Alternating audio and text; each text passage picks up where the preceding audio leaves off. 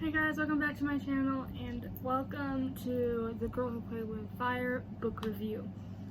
So before we get started, I'm just going to tell you this does include spoilers for the last two books of the series, so if you haven't, you need to go back and watch those videos, please, or if you just want to, just jump right in here, I guess. I don't really know. Also, I'm gonna be looking over here a lot because it's my screen, because my memory is crap and I'm not gonna be able to remember what I wrote. And I'm also gonna be stuttering a lot, so I'm sorry about that. Here's some main things to know. The title of the book I'm going to be reviewing is The Girl Who Played with Fire. The author is Stieg Larsson, and as I said in my other book review with The Girl with the Dragon Tattoo, Stieg Larsson is the author of the Millennium Vintage Crime series, which includes The Girl with the Dragon Tattoo, The Girl Who Played Fire, and The Girl Who Kicked the Hornet's Nest. Sadly, before he finished writing the series, he had passed away due to a heart attack in 2004. As a result of this, his friend Eva Gabrielson had possession of the manuscript. His other friend, John Henry Holmberg, had emails from Larsson telling him the synthesis. I can't even say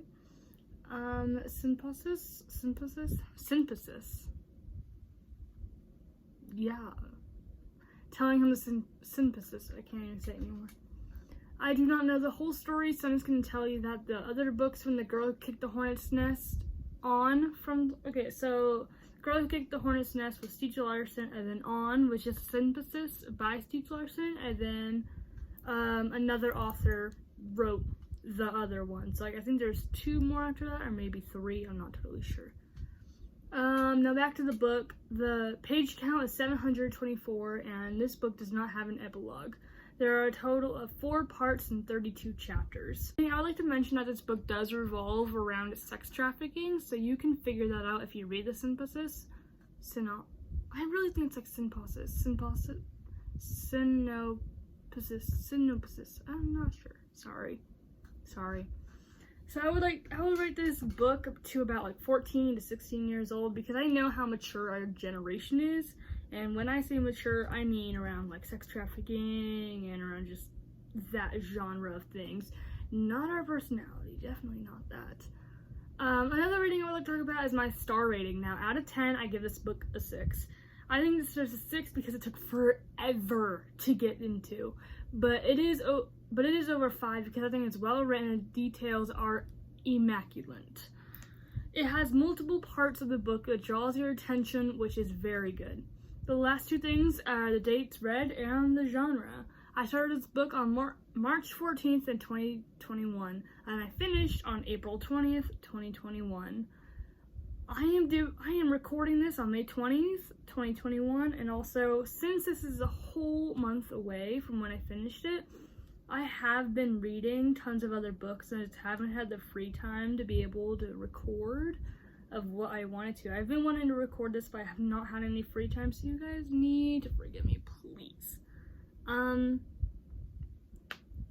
Okay, and the genre of the book is vintage crime. I already said that though. So now into the characters. Just like last time, I'm going to go through more of the main characters so this process will move quicker.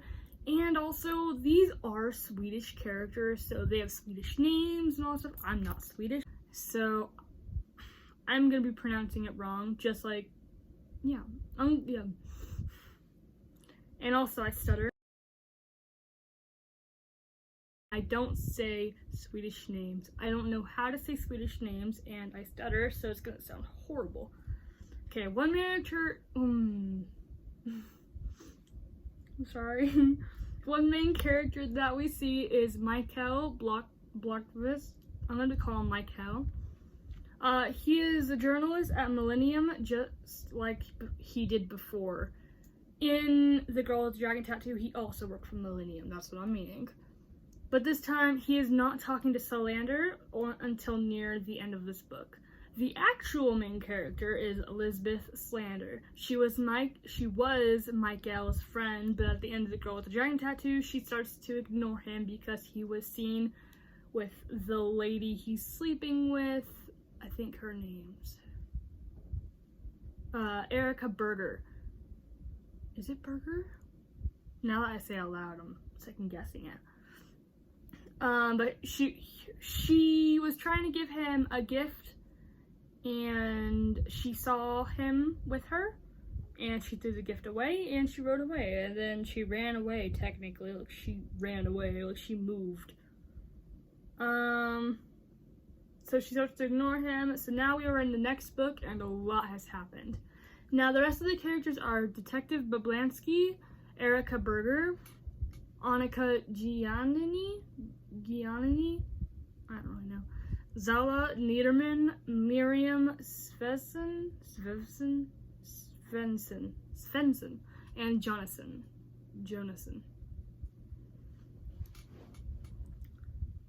Chronologize. This book, just like the others, does not have a specific order. It goes from day to day, month to month.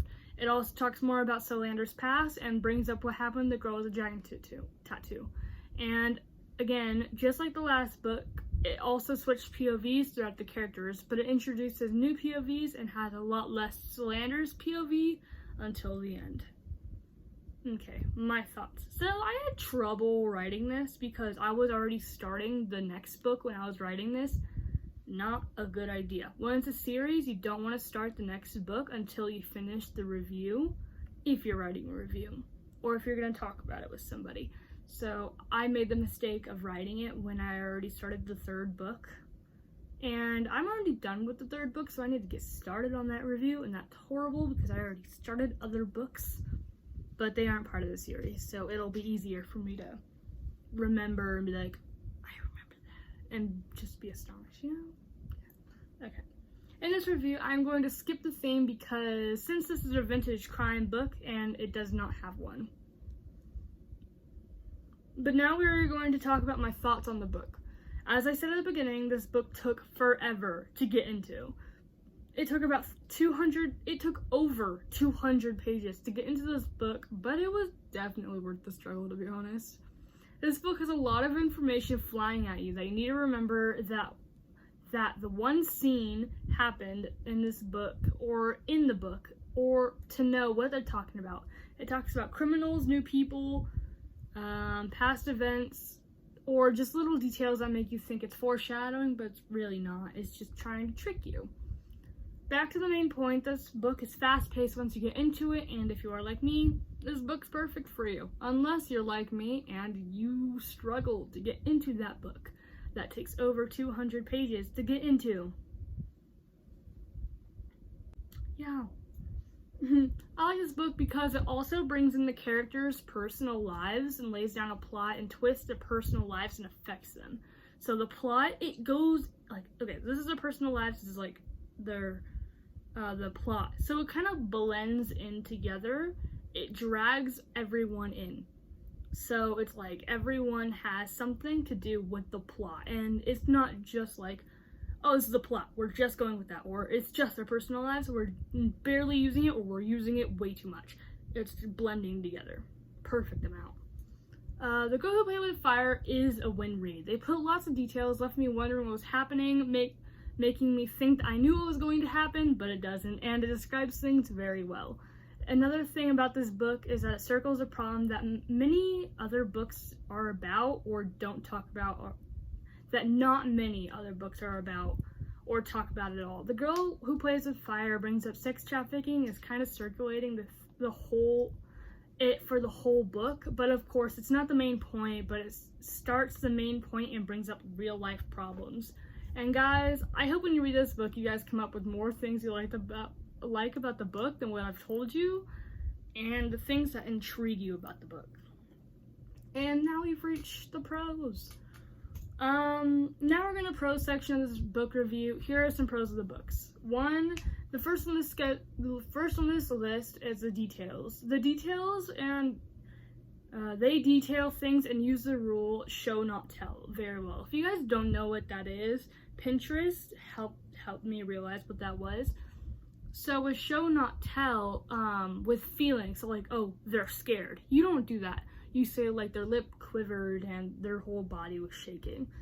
that's show not tell. You show their body language. You don't tell them. You don't tell us what they're feeling. You don't tell that. Next is that it's fast paced. Once you get into the book, it moves pretty quickly. That's awesome for me because I lose interest very easily. It's horrible.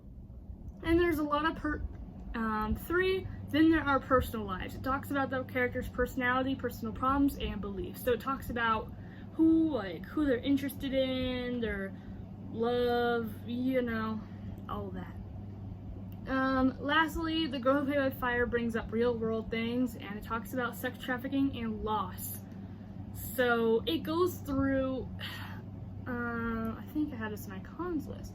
There we go. Okay, I'll tell you. Hold on. Cons. Next up, and the last thing is the con list. First up, grief. This book doesn't talk about how they feel after losing someone, and it doesn't make them feel real. It just kind of skips over that and shoots to the next big thing. So it would be like you're sitting here and one of your friends died, and you're like, oh my god, they died. Okay, next big thing. That's it. It's not that big. It doesn't really go through the 7 stages of grief. It kind of just goes like, oh, I'm sad, oh, shock. That's it. Not denial, not depression, not any of that kind of thing. It just kind of like, oh no, they died, okay, bye. That's it. And then they sometimes go back to the person that died. That's one of my least favorite things about this book. I hate when books don't do that.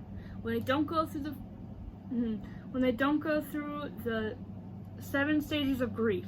They need to make me feel like the characters are real, like I actually know them. If you're writing a book, please use show not tell, and please, if a character dies, use the 7 stages of grief, or at least bring up a little bit more about it. Kind of like the perks of being a wallflower. It uses it very well. Go off that. Well, now after my rant. Next we have wording grammar. This book is translated from Swedish to English, and I get it, we use different wording and writing techniques, but I wish they didn't do this to me. This book sometimes repeats words and not the big words, but I mean like the word had or have or something. Don't think I'm not talking about the word being used more than once in the book. No, I mean right next to each other. So this might be a grammar or wording thing, but this is a personal thing that messes me up. An example is, yeah, I had it. And they're meaning, yeah, I had it in the past. So they're like, I had it. And if you think about it, they're actually saying like, oh yeah, I did have it. That's how you actually supposed to say it. I did have it, but they said I had it. And that just messed me up throughout all the books. They also do that in The Girl Who Kicked the Hornet's Nest. They do that a lot. Now, welcome to the last one. This one isn't big and usually a pro, but the ending, now, this isn't like the City of Bones ending where they ended up siblings. Oh god, no. No! Also, if you read the City of Bones, I'm so sorry. I'm so sorry. This is a cliffhanger ending. Like, this ending decided to just go at the moment where you at the edge of your seat wanting to know what happens next, but they decided to end it. So you're like, oh my god, what's gonna happen next? And they're like, oh, peace out guys, leaving now. And they kind of just leave you there like, and you want to start the next book, but it's already 3 a.m. and you can't start the next book. Also, I didn't finish this book at 3 a.m. Don't get me wrong, I'm not saying that, but I almost did. I was so mad. So that's it. I hope you guys enjoyed this rating video. The girl who played with fire. Wait, whoa, I'm so sorry. So that's it. I hope you guys enjoyed this rating of the book, The Girl Who Played with Fire. I hope this review makes you want to continue to read the series or begin reading the series, because it is very thrilling for me. Please subscribe to see more content, and next time I will be reviewing The Girl Who Kicked the Hornet's Nest, so stay tuned. And check out my flash fiction on Kindle. You can also find it on Amazon bookstore. If you are interested, I have the steps on how to get my Amazon bookstore in the description and the details of my flash fiction. Stay safe, and I'll see you in my next video. I don't know why I said that. This is not the end of the video. I mean, it could. Yeah. Okay, so as I said, I am going to have my Kindle. So I published The Writer and the Killer. That's my flash fiction, only 3 pages long, not that long, but I have a horror story in the works. Here it is. I have all of that, and oh, hold on, wait, maybe. So that's it. Like, that's all of it. You can see how slow that's going. I have 38 pages in Google Docs about it. So I hope you guys really did enjoy this video, and please go check out my Kindle book. It's called The Writer and the Killer. I have the steps on how to get it in Amazon in the description below. Please subscribe. I am going to try and take you on book trips, which I actually may be going shopping this weekend.